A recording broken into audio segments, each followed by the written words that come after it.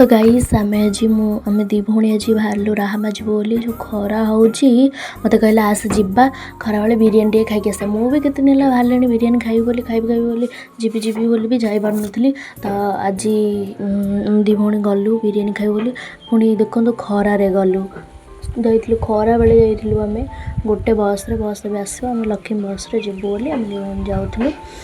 मु जो आज जो बिरियानीटा खाइबी जो माने दुकान ने से बिरियानी एत टेस्टी वाला बिरियानी बनाती जे माने बहुत टेस्ट लगे से बिरियानीटा।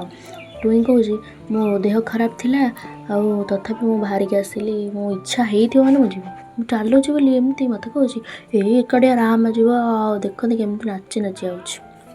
आम बस बसी गलु तो आम राहमा जीवु आपण राहमा पहुँचले देखी आम कौटी कौटी जाऊँ कण कण कम अच्छे आमर मुझे शुभ जो कौन शुभम ज्वेलरी शुभम ज्वेलरी आम ए आसिलु पाउज टे पाउजटा छिंडी जाता टे ये बोली आसलु सजाड़ी बोली आसलु पाउजटा सफा कलु पाउज आ गोटे पाउज काटार था तो काटिकी आसलु देखो केते मोती माने देखिकी इच्छा होता छाड़ भाग्यर तो नहीं सुना जो रेट है खाली ये देखा कथा वीडियो बनवा कथा ना कि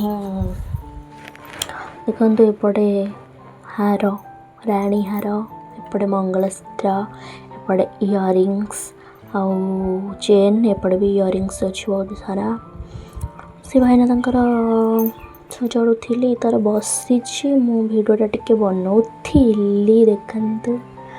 तापर आम आसलु घंटा किणव बोली कांथ घंटा किणव बोली आसलु देखु आम आसलु केते सारा घंटा देखी मु पूरा आश्चर्य होगली केते सुंदर सुंदर घंटा रे भाई घंटा गुरा भी एते रेट मु जानी नथिली। देखु मुझे तो जाइनी तुई तार भावुची घंटाटा नियंती कि आणव बोली कहूला घंटा गोटे हाथ लगे मना कली आणलानी से भावुला मन दुख करी अरे गुपचुप खाइब बोली मौसा पाखक पलि आसलु दौड़ी दौड़िकी मुझे गुपचुप खाईदेली ठुस ठुस करके टुई तार सेपटे ठिया ठुस ठुस कर खाऊला मुझे कहली आसे वीडियो बनाऊँ परा आसे टे मुँहटा टे देखई दे ताको लाज लगे खाइला बेले क्या अनैया कि तो से माने अनैले जी से खाई पारे ना कहला मो वीडियो मोर बनाना मु खाइबी गाँव गाँव करके।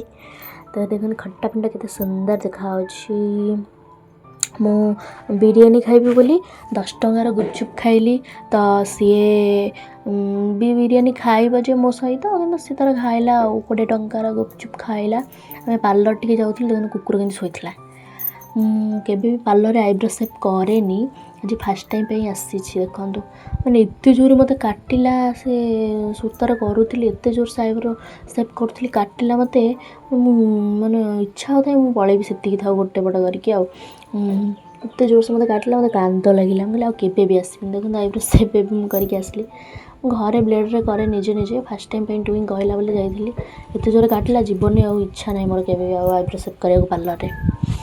तो आम ए जीवु जीवु टिके खाइबु बिरियानी पिंटू भाई बिरियानी दुकान को आम जीवु से बहुत टेस्टी वाला बिरियानी बनाती। तो आम गलु टिके बिरियानी खायापी मु फास्ट गली बिरियानी खाइबी जेहतु मो ना तो फास्ट मु गली बिरियानी खाइ बोले मु खाइली बिरियानी अंडाटा गल बिरियानी की खाइबा आस था तुम आस क्या खाइबी बिरियानी देखु तो सुंदर देखा बिरियानीटा मु खाईदेली ठस ठस करके बिरियानी अंडाटा पूरा पाटे गोटे अंडा को मुझे पाटे पुरेदेली देखते केमती टुई मत अनेला मुझे खाईदेली आगे से पूरा मन दुख कला एका बस खाई जाऊँ गाँव गाँव कर मत टे दौन मु बस खाइली बिरियानी तापर मुझे लास्ट को कहली हाँ तू टे खाईदे ना मो पेट कामुड़ा से तो टे खाईदेला बिरियानी मत कि अनईज कहली राखिया शुणी बोले अनईज मत से रागिकी पूरा टुई मत अनईला लेग पीस पूरा खाइला मुझे कहला मत गोटा दे मु भी टे खाईदेली। तो आम पार्सल लेके घर को पलि आसलु जेजेमा मो सान भौणी थी तो घर को नहीं आसलु देखो केते खरारे मौसा एकाड़े केमती बस बहुत दुख लगे देखिए। କେତେ କଷ୍ଟ କରୁଛନ୍ତି। ଇଏ ତାର ଫ୍ୟାନ୍ ତାର ମ୍ୟାଡ଼ାମ୍ ତାଙ୍କର ଫ୍ୟାନ୍ ନେଇଥିଲେ ମିନି ଫ୍ୟାନ୍ ତ ପବନ ଖାଇକି ଆସୁଛନ୍ତି। ଆଉ ଏଠି ଆମେ ଟିକେ ଆସି ଥଣ୍ଡା ଟିକେ ପିଇଦେଲୁ। ମୁଁ ବି ଟିକେ ଥଣ୍ଡା ପିଇଦେଲି, ମୁଣ୍ଡଟା ବି ଟିକେ ଥଣ୍ଡା ହେଇଗଲା ଖରାରେ। ଥଣ୍ଡା ଟିକେ ପିଇକି ବାଟ ସାରା ଆସିଥିଲୁ। ତାପରେ ଆମେ ଦି ଭଉଣୀ ଆସିକି ବସିଲୁ, ଗଛ ପାଖରେ ଆସିକି ବସିଲୁ, ଛାଇରେ ଆସିକି ବସିଲୁ ବସ୍ ଆସିବ ବୋଲି। ତ ସେ ବସିଲୁ, ବହୁତ ସମୟ ବସିଲୁ। ତାପରେ ବସ୍ ଆସିଲା, ମୁଁ ବି ଟିକେ ଗରମ ଲାଗୁଥିଲା, ପବନ ଟିକେ ଖାଇବି ବୋଲି ବସିକି ପବନ ଖାଇଲି। ଫ୍ୟାନ୍ଟା ନେଇଥିଲି ଯେହେତୁ କାମରେ ବହୁତ ଆସିଗଲା। ତାପରେ ଖାଇକି ଆସିଲା ବିରିୟାନୀ ହେରା, ପୁଣି ଦେଖନ୍ତୁ ଅମୁଲ କୁଲ୍ ଆଉ ପଟାଟୋ ବିସ୍କୁଟ୍ ଆଣିଥିଲା ଖାଇଲା। ଖାଇଯାଉଛି କେମିତି ମୋତେ ଦେଲାନି। ଆମେ ଏବେ ଆସିକି ବସ୍ରେ ପହଞ୍ଚିଗଲୁ। ବସ୍ ଆସିଲା, ଆମେ ବସ୍ରେ ବସିଲୁ। ଆମେ ଏବେ ଘରକୁ ଯିବୁ।